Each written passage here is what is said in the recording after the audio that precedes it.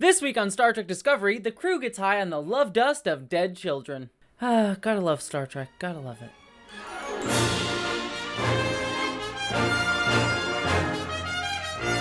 Hello interwebs and welcome to my review of the latest episode of Star Trek Discovery, this time Season 4, Episode 11, Rosetta. As per usual, I'll give my spoiler-free thoughts before we get into spoilers in the back half of this review, but before we get to that, a quick reminder that today is actually the first day in quite a long time that we've actually had 2 episodes of Star Trek airing at the exact same time because the Star Trek Picard Season 2 premiere also released today, and my review of that is also up if you want to check out my thoughts on that episode.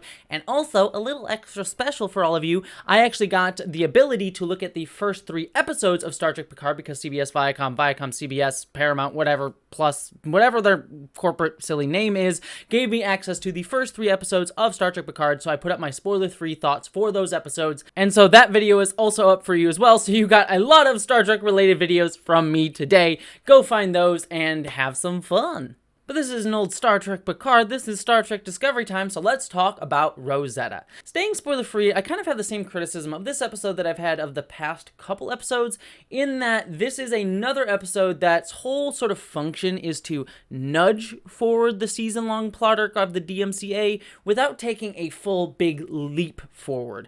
And so it's not necessarily spinning its wheels, but it does kind of get a little frustrating at this point where we have these episodes that are kind of moving chess pieces into place. I don't mind those episodes every so often. I mean, every single series, especially ones that have big plot arcs, are going to have those types of episodes. They are somewhat necessary for this type of storytelling, and I don't begrudge that. In fact, I can enjoy some of those episodes for their smaller character moments.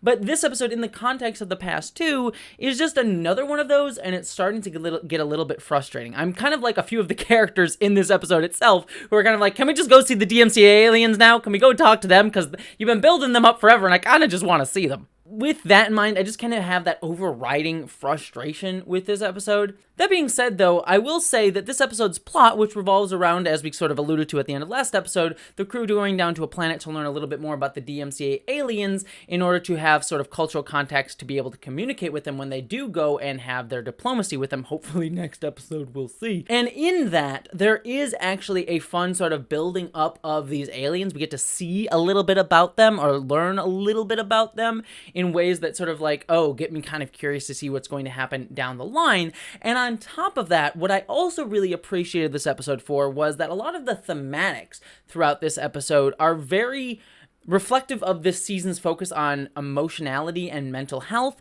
as well as just sort of very Star Trek Discovery in its ethos. I mean, I've always said that what I love about Star Trek Discovery as compared to other Star Treks is that it's the most emotionally aware Star Trek show, right from, Season 1, Episode 1 to today.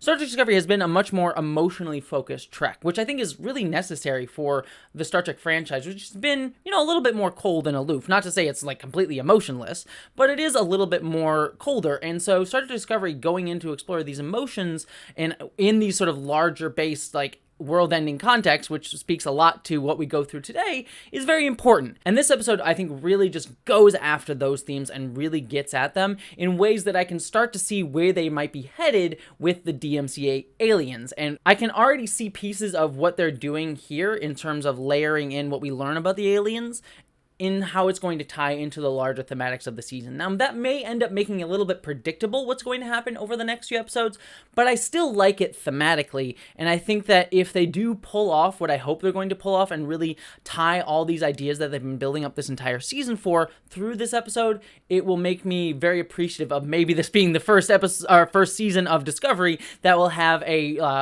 satisfying ending in terms of the plot. So we'll see if that all finishes out together. That being said, getting back to some negatives, there are a couple character interactions throughout this episode that are good enough in themselves, but are almost devoid of a lot of context and kind of have that problem that Discovery kind of gets mired in, especially throughout this season, where it kind of tells character emotions rather than actually showing us them through an event or a plot, where characters just exposit backstory or exposit their feelings to each other without actually doing the work to show us how that's actually handled in the plot. Namely, I'm thinking of the characters of Detmer and Adira. Both get kind of moments here, but they also don't really get to show us what that looks like in terms of it playing out in terms of an actual moment. And I kind of got a little bit frustrated of a little bit too much telling rather than showing here. And that also kind of ties into the main plot of the episode too, with characters telling us how they're feeling about something, without us actually getting to see much of it. And so that's kind of the one hard problem when you're talking about emotions over like actual plot or action,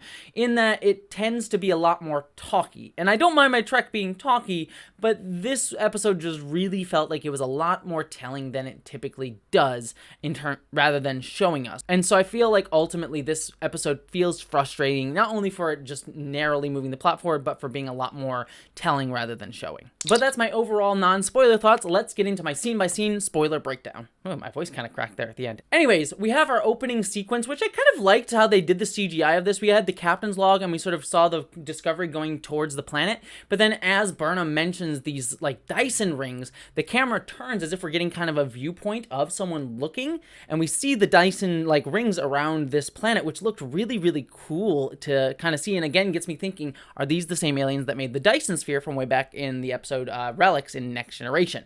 Very cool. Again, building up the grand scale of these aliens, and that's something that we get throughout this episode, that these aliens just have a sense of scale, and I'm so curious to see how big and how these aliens are depicted when we finally get to actually meet them. We also get a moment with Adira telling Detmer to fly good, which does come back around later in the episode, but does remind me that Captain Pike made that same joke in Season 2. Detmer, fly good.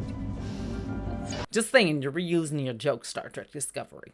And here's where we get a split in our storyline, focusing again on Book and Tarka, and then Burnham and the rest of the crew down on the planet. So I'll focus on each of those stories individually.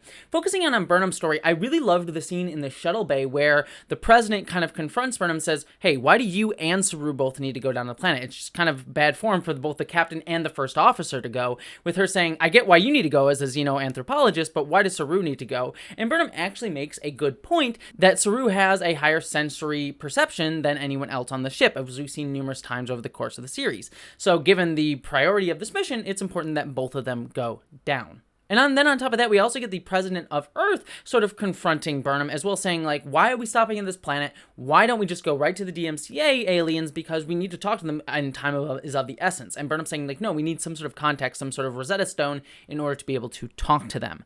And I liked both of these sequences where characters confronted Burnham, but none of their viewpoints were vilified. I mean, quite often we see in Star Trek scenes where characters come in and say, you're wrong, I disagree with you, Captain, and the captain gets to be right because they're the captain. This is something we've seen from Picard all the way to Janeway and Archer, just being right because they're the captain and the main character of the show. And yet these little scenes show to me that while Burnham is the character that we tend to agree with on the show, that the people who oppose her are not wrong with having opposing opinions, and that are actually voicing real concerns that aren't vilified. And I just enjoy seeing those little bits and pieces throughout the episode. But then we get down to the planet, and I'll kind of speed through this because there's not much to say with this planet. I did like the visuals. It reminded me a lot of visuals from Star Trek the Animated Series. It kind of had the same sort of look, and we get to, again, the sense of scale of these aliens throughout this. It was just very cool, very creepy, and I loved the just look of the planet. But then we also have Saru start freaking out and kind of sensing death, as he used to do way back before his Vihari, and then the rest of the crew also having the same thing, with Culber and Burnham also freaking out, and then we eventually learn that this is because they touched some sort of dust that causes them to feel the emotions of the aliens as they were fleeing the planet. Now, I can already see, as I alluded to in my spoiler-free section, that there's an emotional connection here between these aliens wanting to flee this planet and not everyone being able to get saved, and the people who are fleeing from the DMCA, as we got alluded to in another part of this episode with the Earth president saying that not everyone's going to evacuate Earth. So I think one of the ways that we're going to be able to connect with the DMCA aliens in a future episode is that they're going to connect the fear that people have of the DMCA with the fear that these aliens had of leaving their homeworld. And so already I can start to see these sort of Chekhov's dusts getting set up in this episode. Speaking on that, though, I really loved as they went down into the nursery that we started to get a little bit of this anthropological discussion. Like, obviously they value children because they have a nursery, they're protecting kids, and when they touch the dust down there, it shows them love. And so they also think about, like, how do they communicate through feelings, through pheromones, that sort of thing. And so it just liked seeing, like, how we learn about a culture through artifacts left behind. It was just a very cool sort of anthropological discussion going on here. I also really love the characters pointing out that possibly emotions are universal and that's how we're going to be able to communicate with these aliens, which is a very Star Trek Discovery sort of idea and theme, going back to what I talked about in my spoiler-free section about Star Trek Discovery being the most emotional Trek. I also really liked the allusion to the fact throughout this episode of the DMCA aliens possibly having tried to suppress or remove their emotions, kind of like Vulcans. And that would again go back to the themes of Discovery if that turns out to be the case, and the main issue that we have with the DMCA aliens, that they're cold and emotionless, but also going back to the very core ideas of Star Trek the original series with Spock having his confrontation between emotion and logic. And so I really like this as a possible conflict point going into the end of this season, as it feels very Star Trek Discovery and very Star Trek overall. And I just really, really love that. Then we got a scene with Detmer sort of revealing that she never really had senses of love within her family and her life. And that, again, kind of had rings of kind of scenes that we've had throughout the season where the bridge crew, like Owo and Reese and Bryce, will just have moments where they just exposit backstory to the characters. And that's, again, happening here with Detmer, just sort of stating backstory because it's somewhat pertinent to what's going on right now. And it just feels a little bit forced. Again, it just getting a constant of these moments, and I can just really feel the writers being like, we need to learn more about these characters, so we'll just toss these moments in where they just tell us their backstory. I did ultimately like where it went emotionally for Detmer, but again, you can just feel this like, well, I'm feeling something right now, so let me tell you a little bit about me. But ultimately, while not a lot happened in this section, I did enjoy it overall. And we end up the episode with Culber going to see Burnham, with Culber saying, like, I'm definitely not okay. Which kind of echoes what he went through back in season 2, but I also really like this whole idea of a counselor needing counseling and sort of Culber really struggling over the past few episodes. I'm really enjoying that character arc for him and him admitting that to Burnham here. That being said, though, it does feel a little bit repetitious of what we've seen in past episodes as well. So while I like it, it doesn't feel like it's moving forward for his character as fast as I would like, and just feels a little bit spinning the wheelsy. And speaking of spinning the wheels, we also go over to Book and Tarka, and we get another scene where we have Book being reticent to betray Burnham and do something to the Discover crew, and Tarka being like, you should do it because we need to think about everyone else. We're going to save everyone's lives. It's just sort of the same beat that it happens almost every episode with these characters, and that got a little bit frustrating to see. But I did like that they decided to sneak over to the Discovery in order to try to latch on to the ship, all Millennium Falcon-like, in order to get to the aliens. Then we have Tarka and Book splitting up, with Tarka going to mess with the ship in order to try to get their ship able to sneak on top of the Discovery. And from there, we get a scene with Adira and Jet Reno talking to each other, with Adira saying like, oh, I've been feeling like I can't hold it together as well as Detmer did. And then Jet Reno said like, well, Detmer went through her own shit last season, so you should go talk to her because she can really show you that just because someone looks like they got their shit together on the outside, they may not on the inside. And I like that. Again, that's going to that emotional mental health theme that we've seen throughout this season so far. But again, in a way that echoes Detmer, I don't really feel like we got to see Adira dealing with this. They just sort of stated that they're feeling this way, and I wish we had seen a scene where Adira had actually maybe had some issues or problems relating from them not feeling confident enough and relating that to Detmer. Whereas right now it's just sort of like, it's just stated to Jet Reno as fact and then gets resolved in the end of the episode where they go and see Detmer. That being said, though, I will say I do like Adira and Detmer getting to become friends because, as Jet Reno kind of alludes to, Detmer may be LGBTQ. While we've never got confirmation of Detmer officially being LGBTQ in this show, whether being lesbian or bisexual, there is a big shipping community, of which I am a part of Detmer and Owo being kind of together that we kind of have seen hints towards, as well as the actress also being LGBTQ herself.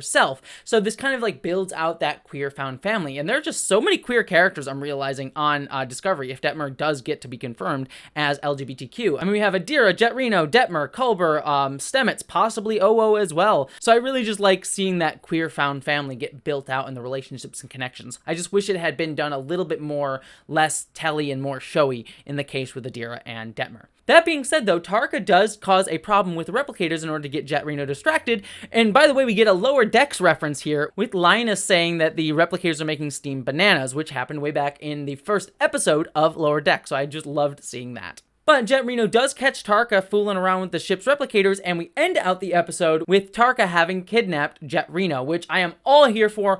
Adding Jet Reno to the crew of Book and Tarka, I think, is a perfect way to spice up that whole storyline. So I'm very excited to see how Jet Reno being with Book and Tarka is going to do for them. I would also be remiss if I didn't mention that Book went and met with the president of Earth in the creepiest hallway on Discovery in order to convince her to help him and Tarka out, possibly later down the line when they go and confront the aliens. I do like that the president does say that she will help them, but only if they allow diplomacy to have a chance first. That made her seem much less, again, villainous and more pragmatic, just being like, well, you know, we'll try diplomacy first. That's the right thing to do. But I'll have, you know, something up my sleeve as a backup plan. And again, I like that she's playing the antagonist here against Burnham's thoughts, but is also not fully vilified. We can completely understand these characters. Again, I just really love how this show has just done a great job of making even our antagonists this season be completely relatable and understandable instead of like, wahaha, I'm going to make the evil decision. Just very well done on all fronts in that regard. But that does end us out in this episode. Like I said, it just inches forward the plot. It's sort of more chess piece placing, which in and of itself isn't bad. It's not a bad episode. I think just in the context of the past few episodes, I'm getting a little bit frustrated, and I'm really hoping, especially since I believe next episode is the penultimate episode of the season, that we get a big move forward next episode. Because otherwise, if it's just all leading to a big finale, I'm just going to really have thought of these past like 3 or 4 episodes as just kind of like boring overall. I'd love to hear your thoughts down below. Also, don't forget to check out my Star Trek Picard episodes 1 through 3 spoiler review and my breakdown and spoiler review of episode 1. Both of those videos are up now. But beyond all of that, thank you so much for watching. I hope that you, as always, live long and prosper, my friends.